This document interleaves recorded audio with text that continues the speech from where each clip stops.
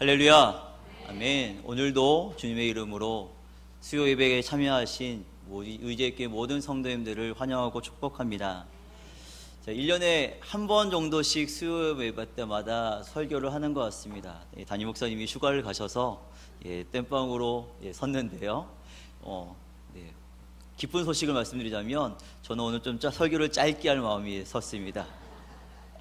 제가 짧게 한다고 말씀을 드렸기 때문에 최대한 지킬 수 있는 말씀을 전하려 하는데요. 오늘 하나님께서 허락하신 은혜 가운데 정말 진리가 자유케 하는, 우리를 자유케 하시는 그 진리의 복음을 함께 나눌 수 있기를 소망합니다. 오늘 말씀은 예수님께서 자신을 세상의 빛으로 선포하셨던 장면의 다음 장면으로 나오고 있습니다. 성경을 보니까 예수님이 자신을 세상의 빛이라고 증거하시자 유대인들은 맞습니다 라고 받아들인 것이 아니라 즉각적으로 반발했던 모습을 볼 수 있다는 것이지요. 예수님이 자신을 스스로 증거하기 때문에 그 증거가 적합하지 않다라고 얘기합니다. 세상 사람들이 지금 보는 것과 비슷합니다. 최순실과 박근혜 전 대통령이 아무리 나는 진실해요 라고 해도 아무도 믿어주지 않는 것과 같다라고 이야기하는 것이지요. 그러나 예수님은 자신이 스스로 증거해도 자신의 증거가 참되다라고 말씀하고 있는 것입니다. 왜이겠습니까? 예수님은 자신이 어디에서부터 와서 어디로 가는지 분명히 알고 있기 때문이라고 말씀하고 있지요. 오늘 본문이 아니지만 8장 14절에 보면 이렇게 말씀합니다. 제가 읽겠습니다. 증거가 참되니 나는 내가 어디서 오며 어디로 가는 것을 알미오니와 너희는 내가 어디서 오며 어디로 가는 것을 알지 못하느니라. 아멘. 예수님께서 분명히 나는 어디서부터 와서 어디로 가는지 알지만 너희는 알지 못하기 때문에 그것을 이해하지 못한다라고 말씀하고 있지요. 그뿐만이 아니라 17절부터 18절에서도 조금 더 구체적으로 설명하고 있는 모습을 우리는 함께 볼 수 있습니다. 우리 17절과 18절인데요. 앞에서 아마 띄워줄 건데 다시 한번 함께 읽어보기 원합니다. 너희 율법에도 두 사람의 증거가 참되다 기록하였으니 내가 나를 위하여 증거하는 자가 되고 나를 보내신 아버지도 나를 위하여 증거하시느니라. 아멘. 자신을 보내신 하나님께서 함께 하고 계시고 또 자신을 증거하기 때문에 자기의 증거가 합당하다라고 예수님의 말씀을 오늘 우리에게 말씀하고 있습니다. 그런데 오늘 말씀에 너무도 잘 알고 있는 이 말씀 위에 있는 것이 진리가 너희를 자유케 하리라 하는 말씀과 어떻게 연결되는지, 또 하나님께서 허락하신 은혜와 사랑 가운데 유대인과 논쟁하는 예수 그리스도의 그 모습을 통해서 어떤 은혜가 우리에게 주실지에 대해서 나누는 귀한 시간 되길 원합니다. 오늘 본문의 31절과 32절이 전체적인 본문의 가장 큰 키워드입니다. 우리 31절과 32절을 다시 한번 읽어보기 원합니다. 함께 읽겠습니다. 그러므로 예수께서 자기를 믿은 유대인들에게 이르시되 너희가 내 말에 거하면 참 내 제자가 되고 진리를 알지니 진리가 너희를 자유케 하리라. 아멘. 예수님께서는 진리의 본질에 대해서 말씀해 주고 있는 것이지요. 그 진리가 무엇입니까? 예수님은 예수를 믿지 않는 자들에게 이야기하고 있는 것이 아닙니다. 31절 앞을 보니까 예수님은 유대인들, 자기를 믿는 자들에게 이 얘기했다라고 얘기하죠. 자신이 곧 진리라고 말씀하고 있다는 것입니다. 결론부터 먼저 말씀드리자면 우리도 예수님의 말씀에 거하면 예수님의 제자가 되고 진리가 우리를 자유케 할 수 있다는 것을 믿고 나아간다면 우리가 말씀 안에 진리 가운데 자유함을 얻을 수 있다라고 말씀하고 있는 것이지요. 진리 되신 예수님께서 먼저 제자도에 대해서 말씀해 주고 계십니다. 예수님의 제자가 되는 것은 단순히 감정에 의해서 끌리는 것이 아닙니다. 내가 귀한 말을 들었으니까 이제부터 예수님의 제자가 되겠습니다 라고 하는 일회성이 아니라 지속적으로 나의 삶을 드리며 나의 것을 내어놓으며 예수님을 따르는 것을 말씀하지요. 오늘 은혜 받았다라고 얘기하고 내일 세상 가운데 사는 것과 똑같이 사는 것은 어쩌면 제자도와 크게 관계없는 이야기입니다. 하지만 지금껏 내가 어떻게 살았는지에 대해서 잊어버리게 되고 앞으로 내가 어떻게 살 것인가에 대해서 기대되는 삶, 그런 것이 바로 제자도라고 말씀하고 있는 것입니다. 주님의 제자가 되는 것은 완전하게 헌신하여 계속적으로 하나님의 말씀 가운데 거하는 것을 말씀하고 있다는 것이지요. 이것이 가장 중요하다는 것입니다. 내가 이제껏 무엇을 했는가가 중요한 것이 아닙니다. 내가 무엇을 했는가도 어쩌면 조금은, 요만큼은 중요할지도 모르겠지만 내가 예수 그리스도를 믿고 어떠한 삶을 살아가겠느냐, 어떠한 삶을 살아왔느냐가 더욱더 중요하다라고 말씀하고 있는 것이지요. 그 중에 가장 중요한 것이 바로 예수님의 말씀 안에 거하는 것입니다. 세상 가운데 내 멋대로, 내 생각대로 거하는 것이 아니라 세상 가운데 있는 많은 현인들, 많은 철학자들의 그 말에 거하는 것이 아니라 우리를 살리신 예수님의 진리 안에 거하는 것을 말씀하고 있다는 것입니다.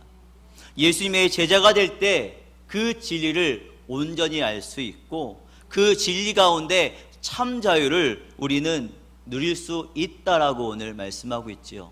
그래서 오늘 32절에 진리를 알지니 진리가 너희를 자유케 하리라 라고 말씀하고 있는 것입니다. 진리 되신 예수님은 흑암에 가득 찬 이 세상에 오셔서 참빛을 우리에게 보여주었습니다. 작년 VBS의 주제가 동굴 탐험이었는데 동굴 가운데 조그마한 빛이 있어도 환해지듯이 이 암흑 같은 세상에 예수 그리스도 한 사람이 오셔서 이 땅에 그 빛이 되었을 때 얼마나 환한 빛으로 세상이 바뀌는가가 우리 앞에 놓여져 있는 것이지요. 흑암의 권세에 사로잡혀 있고 구원받지 못한 사람들에게 참된 해방, 참된 자유를 예수 그리스도께서 허락해 주셨다는 것입니다. 그렇다면 우리에게 왜 참된 자유가 없게 되었습니까? 우리 구약에 있는 창세기를 조금 떠올려 볼 필요가 있다는 것이지요. 인류의 최초의 인간이었던 아담이 하나님의 말씀에 불순종하였습니다. 그로 말미암아 세상 가운데 흑암에 놓여졌고 우리에게 자유가 박탈되어졌습니다. 그 결과 피조물들은 사단의 죄의 권세 아래 매여 자유를 박탈당하고 살 수밖에 없는 삶이 되었다는 것이지요. 외적으로 보면 우리는 자유롭습니다. 내가 가고 싶은 곳, 내가 하고 싶은 것, 내가 취하고 싶은 것을 취할 수 있는 자유 가운데 살고 있다라고도 생각할 수 있지만 우리가 영원히 살지 못하는, 영원한 행복을 누리지 못하는 그 족쇄에 매여 나가지 못하고 있는 삶이 우리 앞에 놓여져 있는 현실이라고 말씀하고 있는 것이지요. 죄와 사망의 종로를 살 수밖에 없어서 사람들은 죽음이라는 단어 앞에 절절매며 죽음이라는 것 때문에 나의 삶을 허비하는 삶을 살아가는 사람들도 꽤 많이 있습니다. 피조물인 우리들은 완전히 우리 스스로 회복할 수 없는 존재라고 하나님께서는 말씀하십니다. 우리에게 그래서 절대적으로 필요한 것이 무엇입니까? 우리를 창조하시고 우리를 살릴 수 있는 유일하신 하나님의 아들이신 독생자 예수 그리스도께서 우리에게 진리 되시고 생명 되시기 위해 이 땅에 오셨다는 것입니다. 믿으십니까? 그것뿐만이 아니라 죄의 사망의 권세에서 우리를 놓여주기 위한 그 십자가의 길 가운데 먼저 부활하셔서 우리에게 승리함까지 허락하셨다는 것을 우리는 믿고 살아가야 하는 것이지요. 예수 그리스도만이 우리의 부활이시고 구원이시며 우리의 진리 되심을 믿으십니까? 아멘. 이것을 성도들은 한시도 잊지 말아야 한다는 것이지.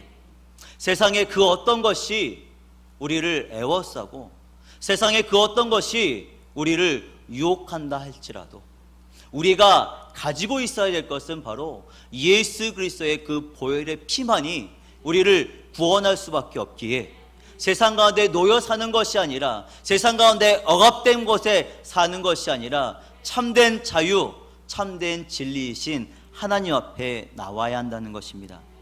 죄의 종살이하는 우리들의 그 죄의 권세에서 벗어주실 분이 바로 예수님밖에 없기에 우리는 한시도 잊지 아니하는 예수님의 품 안에서 살아가야 하는 것이죠.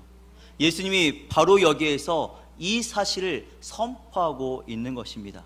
자신이 곧 진정한 진리가 되심으로 진리인 자신이 제자들에게 진정한 자유를 제공할 수 있다라고 선포하고 있다라는 것이지요.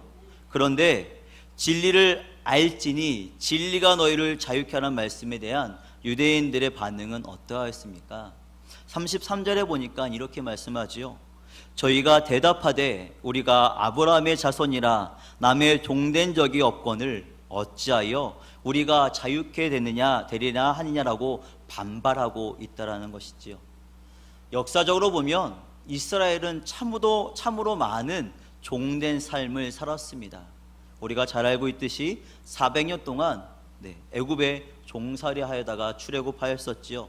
기원전 722년에는 북이스라엘이 아수르에서 멸망을 당했었습니다. 이때 많은 사람들이 아수르 지방으로 끌려가서 이방인들의 종이 된 것도 역사적으로 기록되어져 있고요.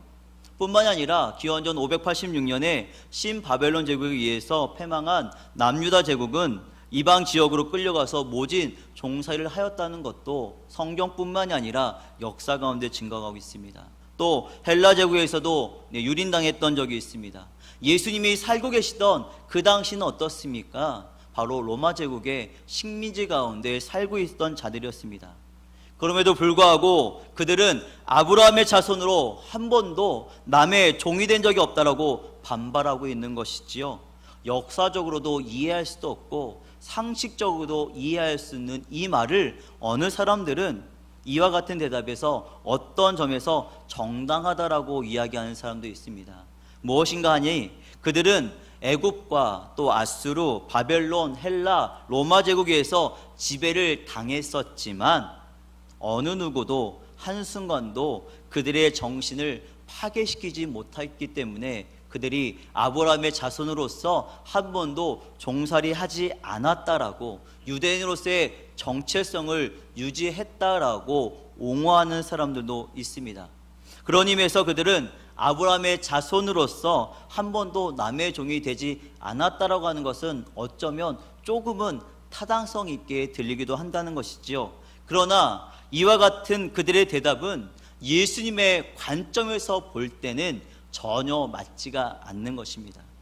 그들 스스로 나는 그렇지 않아라고 얘기하지만 예수님께서 말씀하신 아브라함의 종으로서 너희들이 종노릇했다라는 그 말은 예수님의 말씀하시는 자유와 죄에 대해서 잘못 이해하고 있는 것이기 때문입니다. 그들에게 죄와 또 자유를 박탈당한 것은 바로 세상 가운데 있는 사망의 그 죄의 종노릇하는 것을 이야기하고 있기 때문이죠. 오늘 본문 34절과 35절에 있는 말씀을 다시 한번 읽어보기 원합니다. 함께 읽겠습니다. 예수께서 대답하시되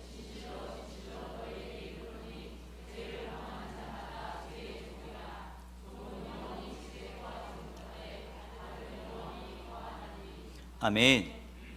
이 말씀을 보면 예수님께서 물질적인 차원, 곧 정신적인 차원의 자유를 말하는 것이 아니라 죄로부터의 자유를 말하고 있음을 함께 볼 수 있다는 것이지요. 예수님께서는 죄의 노예가 되어 있는 사람들이 진리 대신 자신을 통해 죄사함을 받고 죄의 종살이하던 데에서 회복될 죄에 대해서 말씀하고 있다는 것입니다. 예수님께서는 죄를 범하는 자마다 죄의 종이라고 말씀합니다. 예수님께서 그들이 정치적으로 종노릇을 하지 않았지만 죄에 매여 죄의 종노릇 해왔음을 밝히고 있다는 것이죠. 그리고 나서 예수님께서 그들에게 말씀하시기를 죄의 종이 된 자들은 아버지에 들어갈 자격이 없다라고 말씀하고 있습니다. 종은 영원히 집에 거하지 못하되 라고 말씀하면서 하나님의 집, 하나님의 나라에 대해서 말씀하고 있는 것이지요.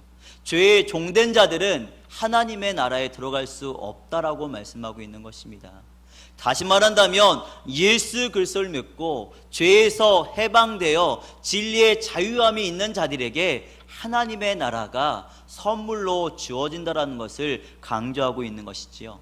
예수님께서는 모든 사람은 죄인이며 유대인들도 예외가 없음을 말씀해주고 있는 것입니다. 사단에 지배하고 있는 이 세상에 그대로 있으면 사단의 종로로 사는 것이 되며, 그것을 떠나 하나님의 집에 거하는 자로 죄로부터 회방되라는 말씀을 하고 있다는 것이지요. 사단의 통치 세계의 죄에 동된 상태로는 회방될 수 있는 유일한 방법이 무엇입니까? 바로 우리의 구원자이신 예수 그리스도를 믿는 것밖에 없다라고 말씀하고 있는 것입니다. 너희들 눈앞에 있는 나를 믿는 것이 죄로부터 구원받는 유일한 길임을 말씀하고 있다라는 것이지요. 우리가 죄와 사단의 세력으로부터 벗어날 수 있는 유일한 방법도 구약시대뿐만이 아니라 신약시대뿐만이 아니라 지금까지도 유일한 방법이 바로 예수 그리스도를 믿는 것입니다. 믿으십니까?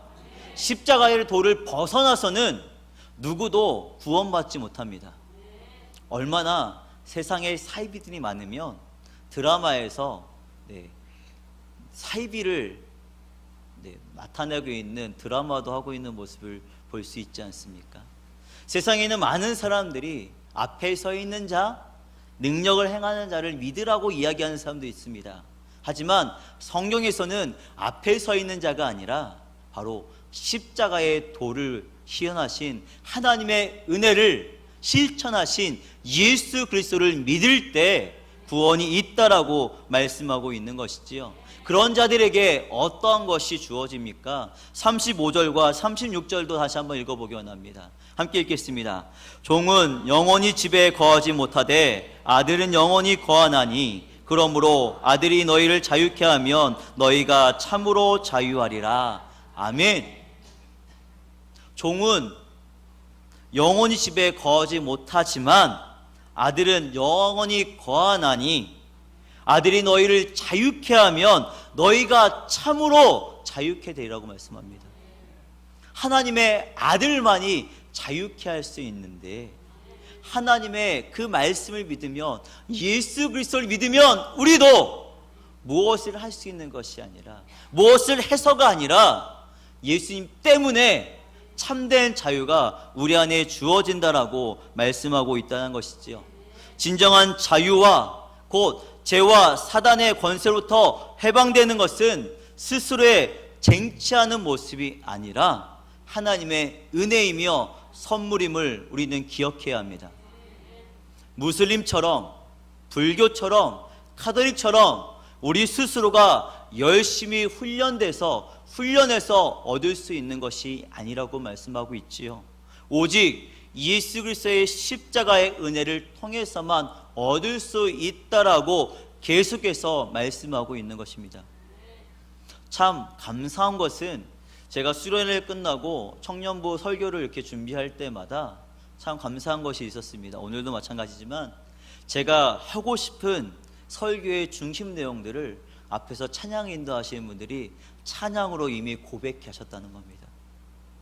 제가 전하는 것이 좀 부족해서 그런지 모르겠지만 하나님께서 찬양을 통해서 이미 우리 성도님들에게, 우리 청년들에게 고백하게 하여 주시고, 제가 부족하지만 조금 첨삭하여 하나님의 말씀을 전할 때 더 많은 은혜 가운데 있게 하신다는 것이지요. 제가 전하는 것이 아니라 이미 하나님께서 준비케 하셔서 우리 성도님들에게 이미 은혜 가운데 고백하게 하셨고, 그런 말미암아 은혜 가운데 살아가게 하셨다라고 말씀하고 있는 것입니다. 우리가 스스로가 내가 백성이 되겠다고 나온 것이 아니라 하나님의 은혜로 우리를 선택하여 주시고 불러주시고 은혜와 사랑 가운데 우리에게 그 임함의 모습을 보여주었다는 것이지요.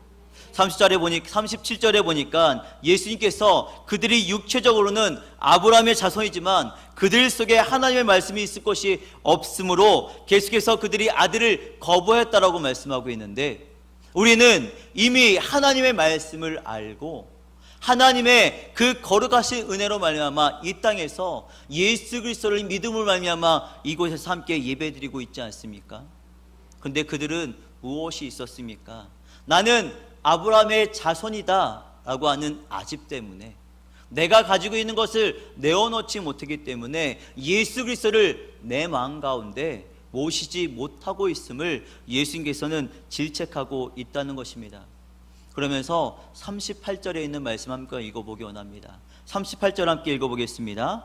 나는 내 아버지에게 본 것을 말하고 너희는 너희 아버지에게 들은 것을 행하느니라. 아멘.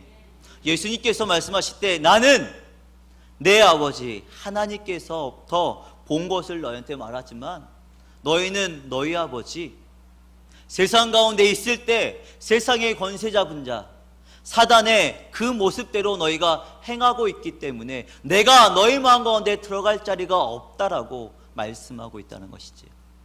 우리의 모습이 그렇다는 것입니다. 예수 그리스도를 알지만, 예수 그리스도의 참된 진리가 무엇인지 알고 있지만 세상의 것을 내어놓지 못하고 세상의 것을 붙들려 할 때 우리 마음 가운데 예수 그리스도의 자리가 점점 좁아지고 없어질 수밖에 없다는 것이지요. 그런 자들에게 나오는 것은 하나님의 은혜이며 사랑의 모습이 아니라 세상의 악독과 세상의 모습만이 우리에게 나타난다라고 하나님께서 말씀하고 있다는 것입니다. 세상의 권세 잡은 자가 우리의 아버지가 된다면 우리에게는 세상의 그 아픔 때문에 주어질 수밖에 없는 그 지옥의 형벌밖에 놓일 수밖에 없음을 우리는 기억해야 하지요. 39절에 보니까 너희가 아브라함의 자손이면 아브라함의 행사를 행할 것이오늘 이라고 말씀하고 있음 또한 우리는 볼 수 있지 않습니까? 무엇입니까? 아브라함이 행했던 대로 믿음으로 행할 수 있는 자, 믿음으로 바라볼 수 있는 자가 되어야 한다라고 말씀하고 있습니다. 새벽 기도회 때 야고보서를 보고 있는데요, 야고보서는 행함으로 말미암아 구원을 얻는다라고 이야기하는 것이 아닙니다. 너희 안에 믿음이 있다면 그 믿음으로 말미암아 행할 수 있어야 하고 그 행함으로 말미암아 그 믿음이 온전해질 수 있다라고 말씀하시는 것이지요. 믿음이 있고 행함이 있어야 한다고 말씀하고 있습니다. 믿음으로 말미암아 행할 수 있는 삶을 살 수 있어야 한다고 말씀하고 있습니다. 시작 때 말씀드렸지만 지금까지 내가 어떻게 살았느냐가 중요한 것이 아니라 예수 그리스도를 믿고 내가 앞으로 어떻게 살아갈 것인가, 예수 그리스도를 믿은 다음에 나의 삶이 어떻게 되었는지가 가장 중요하다라고 말씀하고 있다는 것이지요. 그런 자들에게 하나님의 은혜와 사랑이 있음을 우리는 기억해야 합니다. 우리 42절을 함께 읽어보기 원합니다. 42절입니다. 함께 읽어보겠습니다. 하나님, 예수께서 가라사대 하나님이 너희 아버지였으면 너희가 나를 사랑하였으니 이는 내가 하나님께서 나서 왔음이라. 나는 스스로 온 것이 아니요 아버지께서 나를 보내신 것이니라. 아멘. 하나님께서 너희 아버지였으면 너희가 나를 사랑하였다라고 말씀하고 있지요. 사랑하는 성도 여러분, 질문 한번 드리겠습니다. 예수님을 사랑하십니까? 진정으로 사랑하십니까? 목숨을 버리면서까지도 사랑하십니까? 네, 줄어드시죠.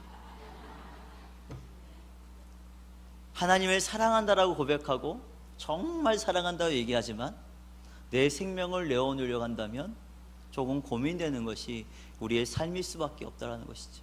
저도 그렇습니다. 아마 세상 가운데 있는 많은 사람들이 똑같은 심정일 것입니다. 그렇지만 우리가 잊지 말아야 할 것은 우리가 예수 그리스도의 말씀 안에 거한다면 우리가 예수 그리스도의 제자가 될 수 있고 그 말씀 가운데 거한다면 그 진리가 우리를 하늘 아버지 앞에 인도할 수 있는 자유함으로 나타낼 수 있게 하신다라고 말씀하고 있는 것이지요. 세상 가운데 우리는 아직 완전해질 수 없습니다. 완전하다고 얘기할 수 없습니다. 그러나 하나님의 말씀을 조차 살아간다면 점점 예수 그리스도를 사랑할 수 있다라고 고백할 수 있고 예수를 위해서 내 생명까지도 내어놓겠노라고 고백할 수 있는 삶을 살아낼 수 있다라는 것이지요. 하나님께서 우리에게 허락하시는 것은 세상의 권세 잡은 자, 공중의 권세 잡은 그 사단으로부터 우리가 억눌리고 우리가 핍박당하며 세상에서 썩어질 모습이 아니라 하늘 아버지의 자녀로서, 예수 그리스도의 자녀로서 진리가 너희를 자유케 한다라는 그 말씀의 은혜와 사랑 가운데 이 세상에서 살아갈 수 있게 하신다라고 말씀합니다. 그러나 우리가 말씀 안에 거하지 않으면 어떻게 되겠습니까? 세상 가운데 사는 것이 즐거워서, 세상 가운데 있는 모든 것이 나를 즐겁게 하기에 말씀은 잠시 밀어놓고, 기도하는 것 잠시 비워놓고, 예배하는 것 다음 주에 드리면 되지 라고 잠시 방심한다면 우리의 삶은 마귀의 굴레 가운데 놓일 수밖에 없다라는 것이죠. 아무리 내가 말씀 가운데 자유함을 입었다라고 고백하지만 내 삶이 변화되지 못한다면 다시금 굴레를 씌워줄 수밖에 없는 것이 나의 연약한 모습이라는 것입니다. 구원이 취소될 수는 없습니다. 그러나 세상에 그 악독한 것이 나를 사로잡으면 하나님의 말씀을 잡고 등지게 하고 세상 가운데 그 죽음 앞에 나를 밀어놓고 하나님의 은혜가 아닌 세상에 있는 그 힘이 나를 좌지우려 할 때가 너무나 많이 있다는 것이지요. 또 감사한 것은 수요 예배 때는 참 이제 많은 분들이 다시금 예배를 회복하는 모습이 우리 교회에 있음에 감사합니다. 새벽 예배 때도 다른 교회에 비해서 참 많은 분들이 예배드리 기도하러 오심에 참 감사드립니다. 근데 아직도 금요 기도회나 다른 기도회 때마다 자리가 너무나도 많이 비어 있습니다. 하나님께 예배하는 곳에, 하나님께 기도하는 곳에 더욱더 열심을 내야 될 우리의 삶이 세상에 자꾸 발목이 잡혀 어떠한 이유 때문에 기도하지 못하고 예배하지 못하고 하나님께 찬양하지 못할 때가 너무도 많다는 것이지요. 그러한 삶 가운데 우리는 돌아서야 합니다. 하나님께서 허락하신 은혜와 사랑이 우리 앞에 있다면 우리는 과감히 그것을 내어놓고 뒤돌아서서 하나님께만 나아갈 수 있는 삶을 살아야 합니다. 말씀을 정리합니다. 사랑하는 우리 교회 성도 여러분, 요한복음 14장 6절에 보니까 이런 말씀이 있습니다. 예수께서 가라사대 내가 곧 길이요 진리요 생명이니 나로 말미암지 않고는 아버지께로 올 자가 없느니라 라고 말씀하고 있지요.